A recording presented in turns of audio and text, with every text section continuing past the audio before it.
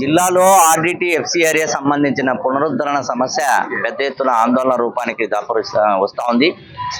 ఈ జిల్లాకు దాదాపు 300 కోట్ల రూపాయలతో విద్య, వైద్యము, మౌలిక సదుపాయాలు, మహిళలు, వికలాంగులు, క్రీడలు అనేక రూపాలలో రైతాంగానికి తోడ్పడేటువంటి విధంగా ఆర్డిటి సంస్థ అనేక సంవత్సరాలుగా చేస్తూ ఉంది. ఈ కేంద్ర ప్రభుత్వం 2022లో ఎఫ్సిఆర్ఏను పునరుద్ధరణ చేయకోకుండా ఆటంకం చేసింది. అప్పటి పాలకులు దీని గురించి పట్టించుకోలేదు. ప్రస్తుత పాలకులు దీని మీద ఒత్తిడి తీసుకురావడానికి ప్రయత్నం చేస్తున్నారు తప్ప ఆచరణలో పూర్తి స్థాయిలో జరగలేదనేటువంటిది కనపడుతుంది.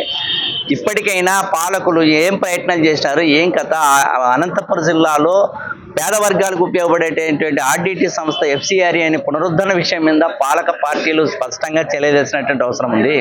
అట్లాగే ఈ జిల్లాలో ఎఫ్సిఆర్ఏ సంబంధించిన పునరుద్ధరణ కాకపోయినా లేదా అవునా వాటికి సంబంధించినటువంటి నిధులు రాష్ట్ర ప్రభుత్వం బడ్జెట్లో కేటాయించాల్సినటువంటి అవసరం ఉన్నది. 300 కోట్ల రూపాయలు కేటాయిస్తే ఆర్డిటి సంస్థకు సంబంధించిన సమస్య తీరుతుంది.